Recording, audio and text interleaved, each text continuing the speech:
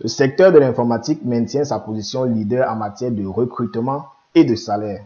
Tu viens de finir ou bien tu vas composer bientôt ton bac, tu te demandes quels sont les domaines de l'informatique, quels sont les métiers de l'avenir de l'informatique, quels sont les domaines les plus à la demande au Canada, quels sont les salaires. Tu te demandes où et comment toucher gros avec ta formation. Alors tu es au bon endroit. Comme d'habitude, on va faire un tour d'horizon du paysage actuel et mes recommandations des meilleures options. Oui, du lourd de chez lourd. Si tu veux tout savoir, regarde cette vidéo jusqu'à la fin, tu ne seras certainement pas déçu.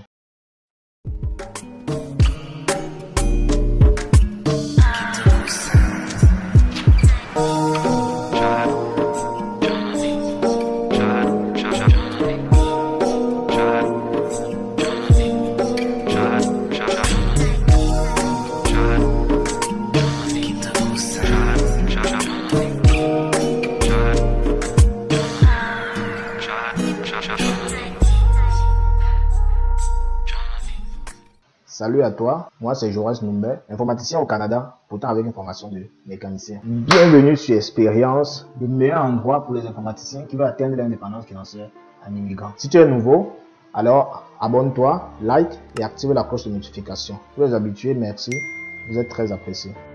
On commence. D'abord, c'est quoi l'informatique? Très bonne question. L'informatique, c'est défini comme étant la science du traitement automatique et rationnel de l'information à l'aide d'un ordinateur. Donc, c'est l'étude des ordinateurs et de leur fonctionnement. Il y a peut-être un problème sur un téléphone, peut-être c'est un ordinateur qui est en panne. On croit que parce que tu fais l'informatique, ça veut dire que tu dois maîtriser tout sur l'informatique.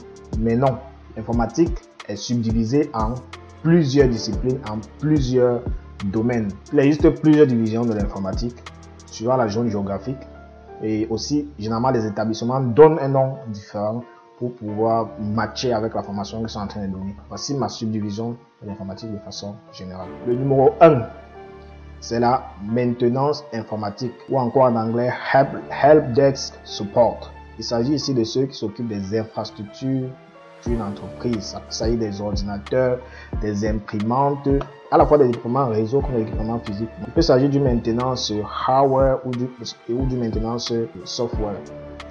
La branche numéro 2, c'est la programmation informatique ou encore le développement logiciel, celle que j'exerce actuellement. Il s'agit ici d'utiliser un langage de programmation pour résoudre des problèmes, pour faciliter la vie. Le domaine a plusieurs subdivisions, notamment le développement front-end, le développement back-end, full stack, le DevOps, etc. Et je reviendrai plus en détail sur DevOps. Numéro 3, c'est les réseaux et télécommunications. Quelqu'un peut dire qu'il fait dans l'informatique, on peut le nommer informaticien parce qu'il fait dans les réseaux et télécommunications. Ici, on va voir tout ce qui est équipement d'interconnexion, utilisent notamment les logiciels comme Cisco. La branche numéro 4 de l'informatique est celle de la cybersécurité ou encore de la sécurité informatique.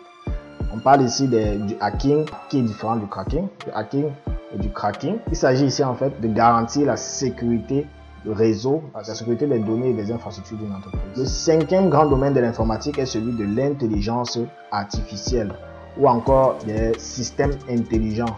En robotique, j'englobe ici la data parce qu'il s'agit essentiellement de traitement de données.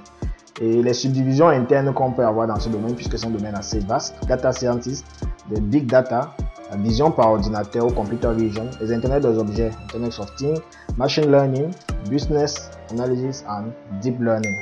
Donc il a ses subdivisions.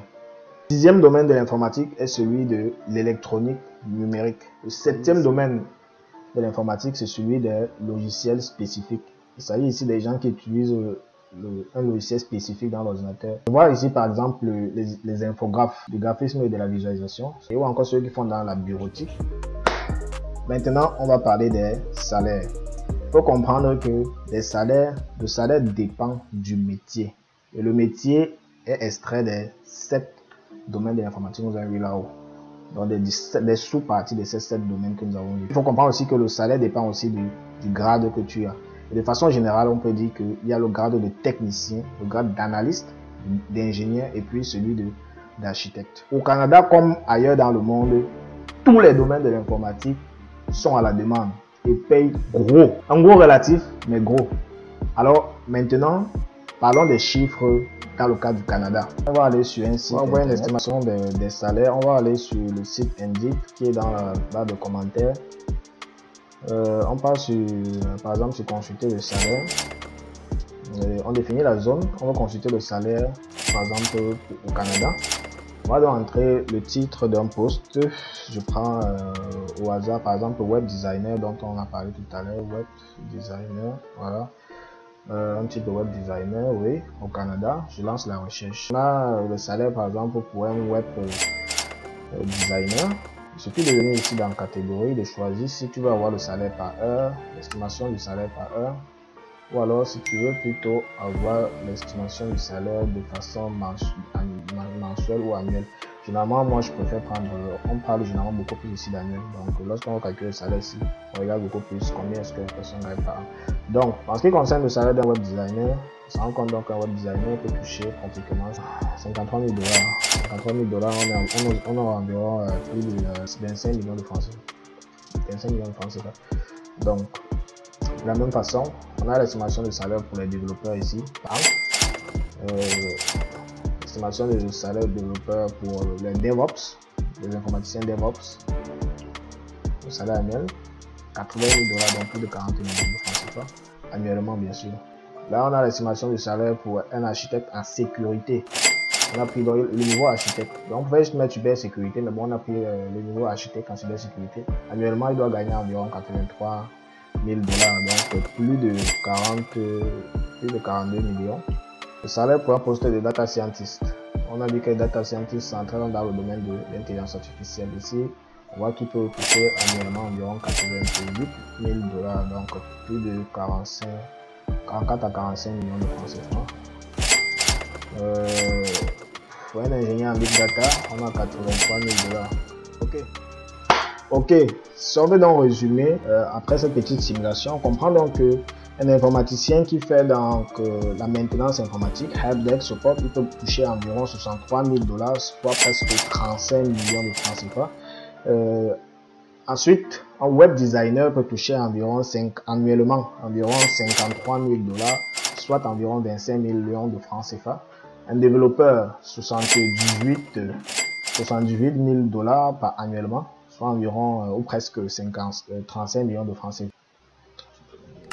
Annuellement 78, un développeur back-end peut toucher environ 78 000 $ annuellement, soit presque 35 millions de francs CFA. Aussi pour le DevOps, on a vu donc qu'un DevOps peut toucher annuellement environ 81 000 $, soit environ 42 millions de francs CFA. Et pour tous ceux qui font dans la sécurité informatique au Canada, il peut toucher annuellement 83 000 $, soit plus de 40 millions de francs CFA. Tous ceux qui travaillent en tant qu'informaticien au Canada dans le domaine de la science des données, data scientist, touchent pratiquement 88 000 $ canadiens, soit plus de 45 millions de francs CFA annuellement. Et pour ceux qui font ceux qui utilisent des logiciels spécifiques, 45 000 $, soit 25 millions de francs CFA. Wow! Nice! Très bien. Ouais, mais comme j'ai dit, c'est une approximation sur la taille de l'entreprise, de la province où vous allez vous installer. Cela peut plus ou moins varier. Si on veut donc résumer les 7 grands domaines de l'informatique, il y a premièrement la maintenance informatique ou helpdesk support. Il y a ensuite la programmation informatique ou alors développeur logiciel. Il y a ensuite les réseaux et télécommunications. La cybersécurité qui est en 4e position. En 5e position, on retrouve l'intelligence artificielle ou sciences des données. En 6e position, on a l'électronique numérique. Et en 7e position, il y a l'utilisation des logiciels spécifiques. Maintenant que tu as une vision un peu plus claire sur les différents domaines de l'informatique, les 7 grands domaines de l'informatique, j'aimerais savoir lequel t'intéresse ou alors dans lequel est-ce que tu te retrouves, lequel est-ce que tu as choisi, dans lequel est-ce que tu exerces même déjà. Pourquoi est-ce que tu as choisi ce domaine? J'aimerais le savoir, laisse-le en commentaire. Et si tu as des questions, pose-les, tu pourras en faire une prochaine vidéo. Si nous avons créé cette chaîne, c'est pour partager avec ceux qui ont la même ambition que nous, les différentes expériences en immigration, finance et technologie. Oui, du contenu de qualité. Il y a 3 choses à faire. N'oublie pas de t'abonner, de liker et si possible de partager à ceux que ça peut aider dans ton entourage.